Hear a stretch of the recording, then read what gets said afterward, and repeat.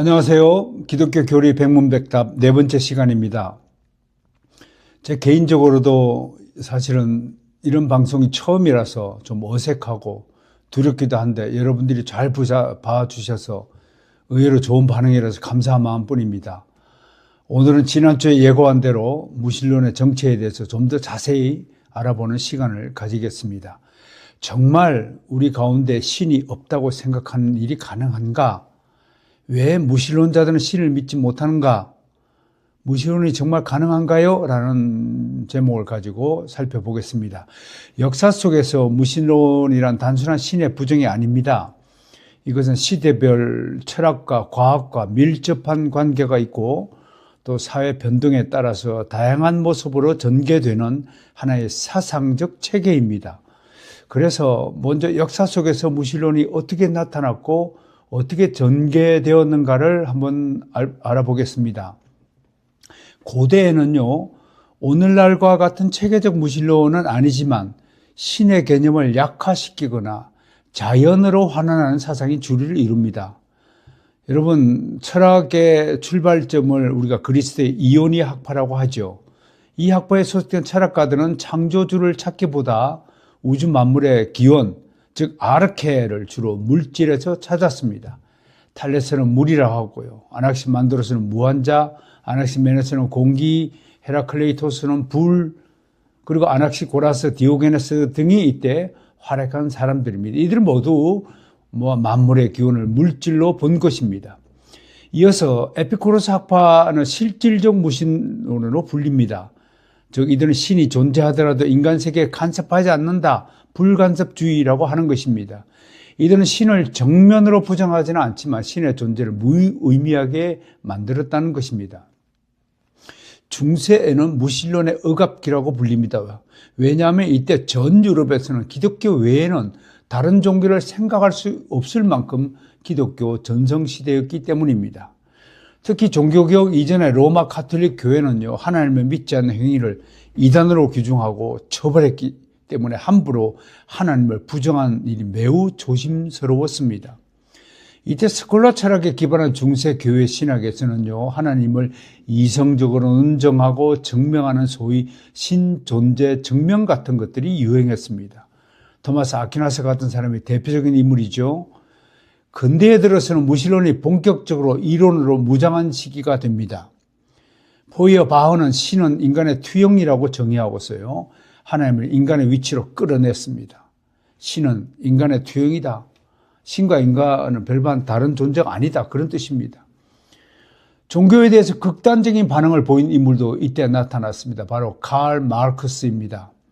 공산주의 시조라고 하죠. 그는 종교는 아편이라며 혐오감을 드러냈습니다. 그리고 18세기를 장식했던 프리드리히 니체는 아예 신은 죽었다 선언했습니다. 우리말로는 그렇게 번역됐지만 진짜 워딩은 우리가 신을 죽였다. 당신은 이제 우리 인간의 세상에서 사라지고 말았다라는 뜻이 정확하다고 하는 것입니다. 근데 후반기는요, 과학적 무신론의 시대라고 합니다. 역사 속에서 무신론이 유신론을 역전한 계기가 바로 이 시대에 일어났습니다. 그 주인공이 바로 1859년 종의 기원을 발표한 찰스 다윈 때문입니다. 그는 성경의 창조론을 전면 부정하고 모든 우주 만물이 진화의 결과라고 단정했습니다. 그의 이 주장은 너무도 허점이 많습니다. 한편으로는 장난기가 담긴 허구의 이야기입니다. 그럼에도 다윈의 진화론은 지금 창조론을 부정하고 싶은 무신론자들을 자극하여 오늘날까지 이어져서 오히려 창조론을 이야기하면 구시대적이고 과학을 멸시하는 광신자로 낙인이 찍히고 마는 시대가 되어버렸습니다. 20세기 들어서 무신론은 이제 철학의 옷을 입고서 좀 더 세련미를 선보입니다. 제일 먼저 하나님의 존재를 부정한 철학은 그걸 우리가 실존주의라고 말합니다. 이 철학은 매우 고결하고 깊은 지식으로 무장하고 있어서 대중의 인기를 구가합니다. 실존주의자들의 입에서 하나님 같은 존재를 무시하는 자신들이 정말 듣고 싶은 발언들이 쏟아지자 무신론자는 쾌재를 불렀습니다. 장폴 사르트르라고 아시죠, 여러분? 그 젊은 여인과의 러브스토리로 유명했죠. 신없는 자유와 책임을 그가 강조하면서 기독교를 자신들의 세계에서 추방시켰습니다. 그들은 인간 실존을 앞세워서 신에 의존하지 않는 인간 실존이야말로 참된 인간의 모습이라고 부추겼습니다. 하나님부터 자유로운 존재만이 참된 인간이라고 하는 것이죠. 이 실존주의로 인해서 사생아처럼 등장한 부류가 바로 세속주의라고 하는 것입니다. 세속주의는 원래 정치 권력자들이 교회로부터 독립하기 위해 고안한 세상의 이른바 독립선언문이라고 할 것입니다. 그것이 바로 세속적 정교 분리입니다. 제가 여기서 세속적 정교 분리라고 명명한 것은 원래의 정교 분리의 원리와 구분하기 위해서입니다. 원래 정교 분리의 원칙은요, 모든 세속 정부는 교회의 영역을 인정하고 교회와 신앙에 대한 모든 불합리한 간섭과 억압을 보호해야 한다는 뜻입니다. 그러나 지금 세상이 말하는 이 정교 분리 원칙은 교회에서 일체 정치에 대한 발언을 하면 안 된다 라고 발언을 제지하고 억압하는 도구로 전락하는 원칙이 되고 있다는 점에서 안타깝기 그지없습니다. 속히 정교 분리의 바른 원리가 적용되는 그런 시대가 되었으면 좋겠습니다. 자, 이제 현대의 무신론을 이야기할 차례입니다. 현대의 무신론을 한마디로 신무신론이라고 말합니다. 이들은 이제 기독교에 대해 매우 적극적으로 비판하고 공격합니다. 아예 이 땅에서 기독교를 멸하자라고 덤벼듭니다.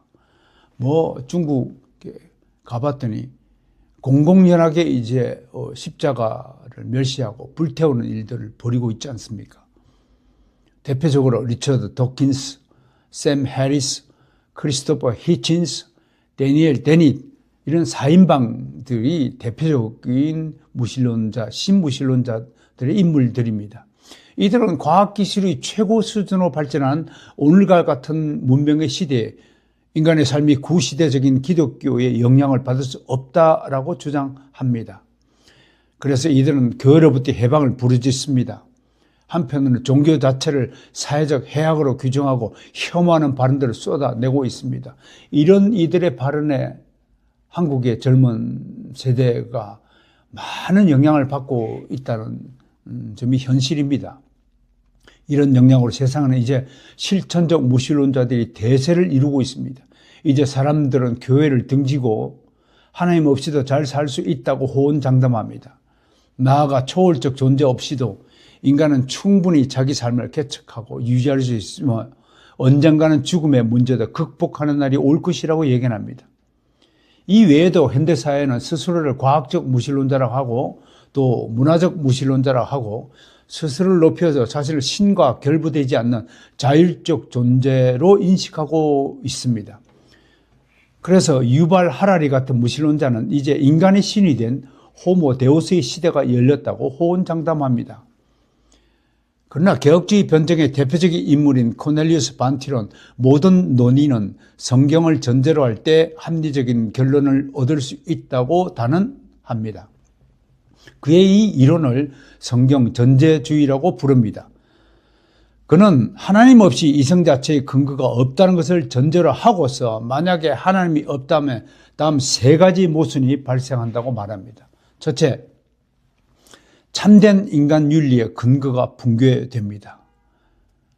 절대적 주권자이신 하나님의 절대적 기준이 사라지면 무엇이 옳고 그른가를 인간은 판별할 수 없습니다. 인간의 선과 악은 오직 창조주이신 하나님만이 규정할 수 있기 때문에 그렇습니다. 둘째, 인신농적 자기 모순이 발생한다고 합니다. 자연주의로는요, 자연을 넘어서 존재하는 보편적 진리를 설명할 수 없습니다.